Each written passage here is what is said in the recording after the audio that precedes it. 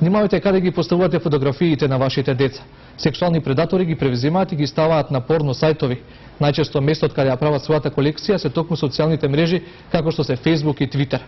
Во вестите повеќе ќе разговарам со колешката Мирјана Мирчевска-Јовановиќ. Мими, она што можам да го кажам на почетокот е дека јас и ти како родители поставуваме наши фотографии и фотографии на нашите деца, но очигледно дека тоа е погрешно. Кажи ми како да се заштитиме. Тоа че може да се ограничи оној кој што ќе ги гледа нашите фотографии, може да биде тоа само на пријателите, а не да биде или и за секој што ќе го напише нашето име. Но интернет предаторите на вистина напасуваат и деца, ги ставаат на порно сајтови, а поголемиот дел се загрозени и девојчињата и момчињата во пубертет.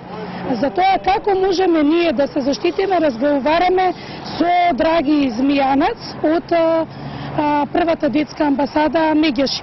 Господине Змијанац, колку е ова сериозна работа во Македонија? Има ли реакции од родители, но и од деца?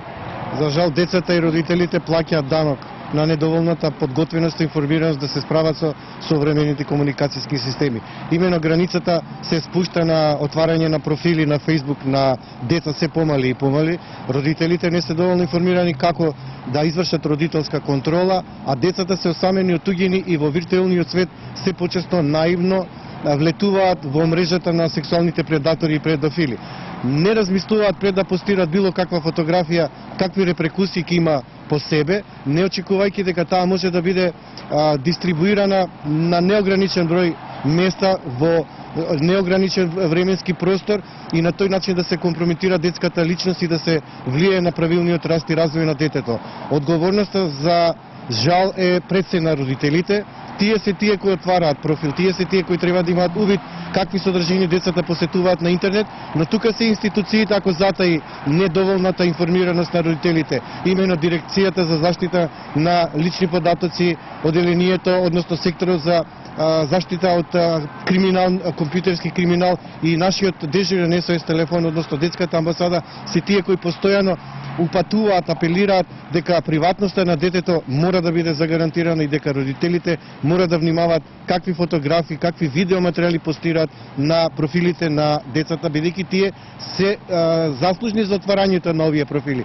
Македонија... Има ли реакција од некој родител од Македонија каде што слика е злоупотребена? Имало реакции и има реакции каде што дури и интимните чувства се повредени на детето, бидејќи децата ја стекнале довербата во непознатиот ја злоупотребил довербата, ја дисеминирал и ги компрометирал. Имало обиди и на суицидност на деца кога нивната интимност ќе биде споделена во јавниот простор.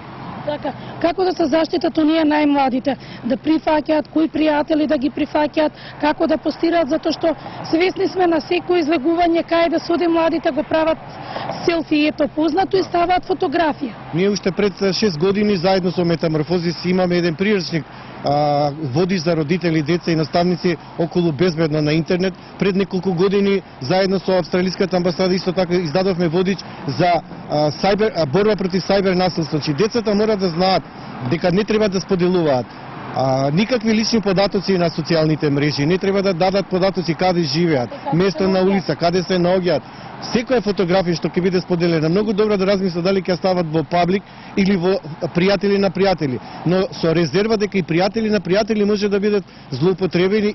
Лозинката никако не треба никому да ја даваат. Родителите треба од време на време, колку што се децата помали, да проверуваат какви содржини нивните деца користат на интернет. Ако се за едукативни цели, секако интернетот е од голема полза, но Македонија е меѓу првите земји во светот каде што Фејсбукот е на прво место и многу лесно се споделуваат, дисеминираат податоци, посебно ако се компрометирачки по интегритетот на детето. На што се должи секој момент од животот што се става толку јавно на Фејсбук? Дали веќе луѓето се оддалечуваат? Дали децата се осамени со години, работите со проблематика со деца? Колку од ваше искуство се измени онаа комуникација помеѓу родителите и децата и дури родителот да дознае на Фејсбук каде му се наоѓа детето? Вие знаете дека ние многу често подсетуваме на одговорното родителство, на важноста на комуникацијата. половина час е многу малку да родителот воспостави комуникација со детето, да знае што се случува со него, какви проблеми има. Децата живеат во тој виртуелен свет бидејќи имаат потреба за комуникација. Некој таа потреба ја следи, ја злоупотребува. Измамниците, предаторите се представуваат на возраст на нивните деца.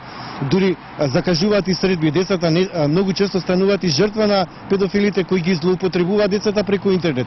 Родителот, пред се родителот е клучен во справување, во превенција, а потоа за Дирекцијата за заштита на лични податоци, секторот за заштита од компјутерски криминал и нашиот СОС телефон 0800 122 22 при првата детска амбасада, каде што веднаш реагира за отстранување на компрометирачки фотографии со дојава до Министерството за внатрешни работи.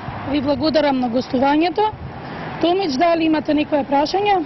Ние слушнаме одлични совети за тоа колку треба да бидеме внимателни кога објавуваме фотографии на Facebook или Twitter. Ти благодарам за ово јавување.